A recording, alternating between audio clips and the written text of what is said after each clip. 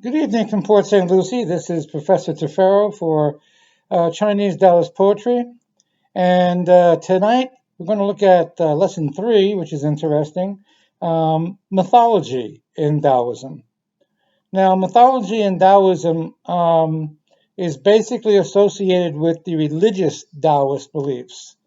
The philosophical Taoist beliefs had no use for mythology, and they've had no use for religious Taoist practices. But the religious Taoists had a great belief in mythology. They had literally hundreds of gods.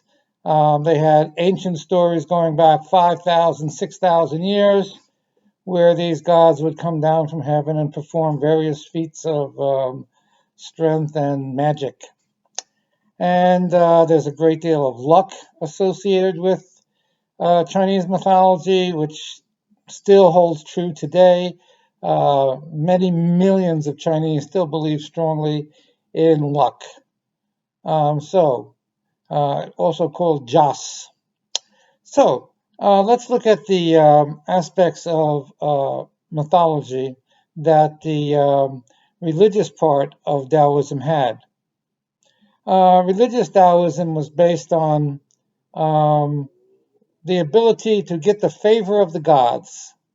And if you got the favor of the gods, you would win big battles. You would become victorious over your opponents.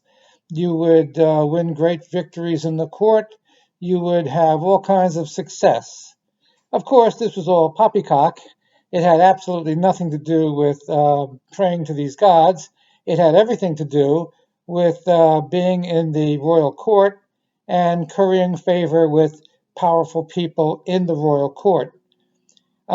Religious Taoists had a lot of influence in the royal courts of ancient China. They sometimes dictated whether or not a battle would be fought. Sometimes they said, oh, don't go to the battle, you'll lose. Well, they didn't go to the battle.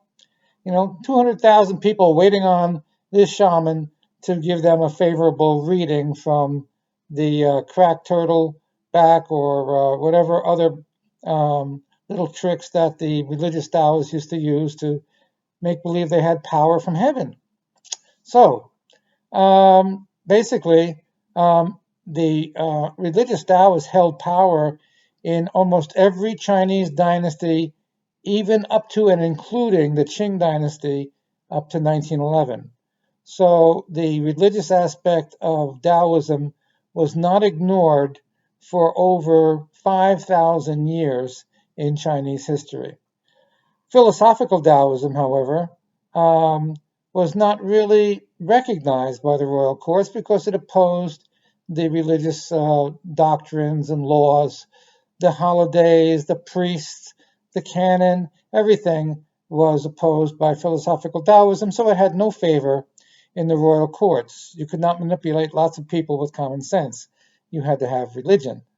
So the religious Taoists won out, and they got all the power, and the philosophical Taoists generally retreated to the mountainsides and to monasteries that were far away from the royal courts. And that is basically the division of Taoism in its earliest years and mythology of Taoism in its earliest years as well. Until next time, this is Professor Tefero from Port St. Lucie, wishing you all a good evening, and I'll see you next time. Bye-bye.